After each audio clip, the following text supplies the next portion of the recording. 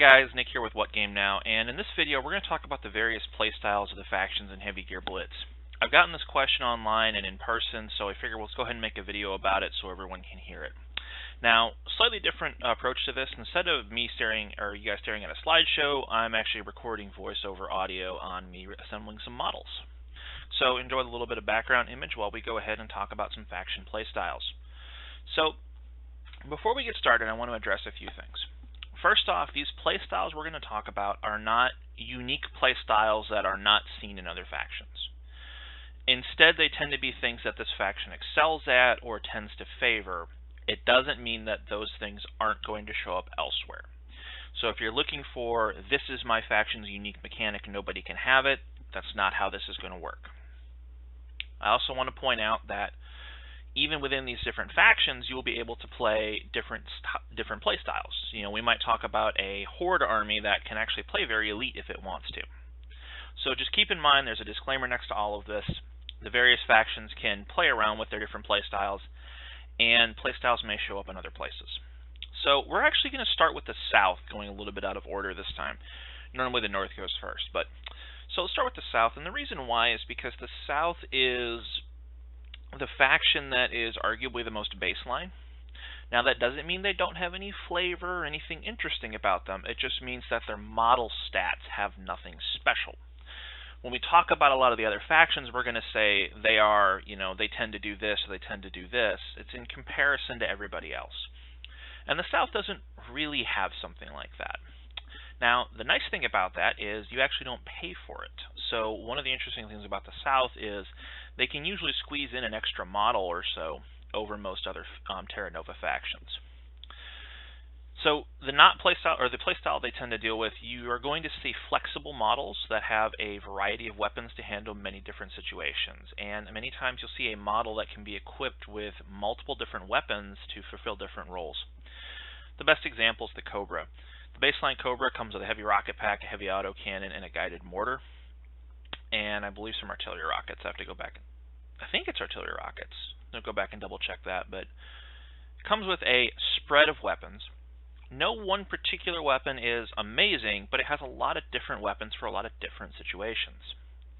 And you're going to see this trend going through all of the South. In addition, the South tends to have a lot of striders, so the Drake, the Sagittarius, the Fire Dragon, etc., etc. There's like 5 of them, so they have a lot of very high-quality striders. Also, as a faction, they tend to access the amphibious trait more often than everyone else. They actually have a devoted amphibious gear in the form of the Water Viper. And in terms of weapons, you're going to see rotary lasers and rotary cannons a little more common in the South than you are amongst the other Terra Nova factions. Contrasting to the South, we have the North, and what the North is going to do is it's going to tend to upgun wherever possible. The Hunter, for example, doesn't include any upgraded weapons by default, but comes with hand grenades and a Panzerfaust. You're going to see extra guns, or as you get into the variants, a lot of times you'll see upgraded versions of the same weapon. The Hunter Destroyer mounts a medium bazooka, whereas the Jaeger that has a bazooka only has a light bazooka. So you're going to see a tendency to upgun wherever possible. And in addition to this upgunning, the North tends to specialize its units.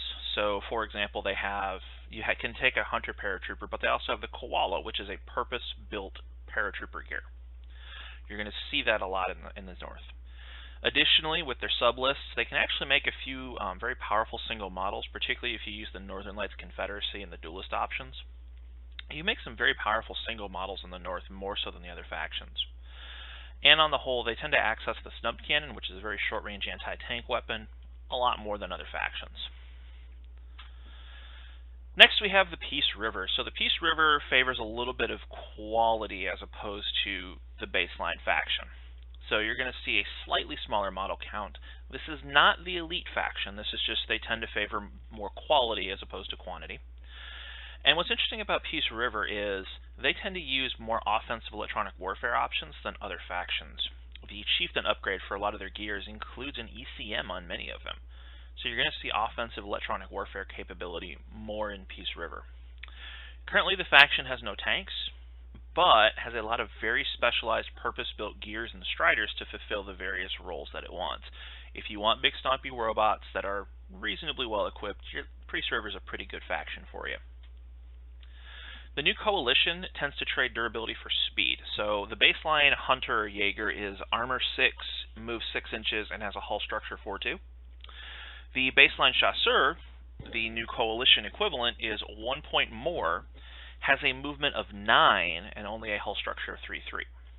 So they tend to favor a more high-speed, almost a blitzkrieg style of warfare. Blitzkrieg's probably a bad term, more of a hit-and-run style.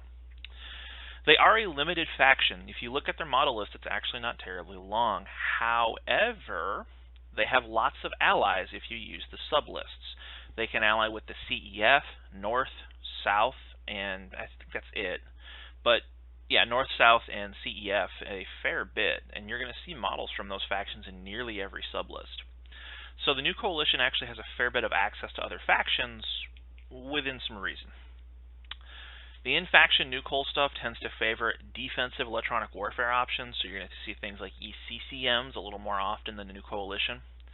And like I mentioned with the allies, this is, as it might imply, is it's a very sublist-focused faction. Your new coalition is one of those factions that right off the bat, you really need to look at a sublist because they're going to dramatically change how you play the faction. Next faction we're going to look at is the Black Talons. So the Black Talons are the elite faction. They can kind of play a reasonably high model count, but a lot of their stuff is very expensive. Their machines are high quality, their pilots are almost always veterans and elite, and you got to pay for that. You know, their baseline gears can hit 12, 13, 17, 20, 25 threat value without really batting an eyelash. Now, the trade-off is you have very high-quality machines, very high-quality technology, highly advanced weapons, and really good pilots. And it's worth noting that they can actually mix with the non-Terra Nova factions, Caprice, Utopia, Eden, as they represent the local resistance forces that they ally with. The CEF, the Colonial Expeditionary Force, utilizes a horde of fast hover tanks and strong infantry. They are more of a blitzkrieg style, high mobility, and using it in a more aggressive upfront manner than the new coalition. The tanks are reasonably well armed, fairly well armored, and very fast, and in addition they have some of the best infantry in the game with the Grells and the Flails. They do have combat walkers, but those tend to fulfill a support role and are a little on the expensive side. It is worth noting that the CEF actually holds the crown for the smallest model count at 150 points in a 2-model list using 2 heavy hover tanks. Caprice is one of the subjugated colonies. They tend to use combat mounts instead of gears or tanks, and the mounts are somewhere between them. They're slower than a gear, but they have the same maneuverability, but they have good armor and good hit points. In addition, they have a lot of action economy. Most of their faction has access to React Plus.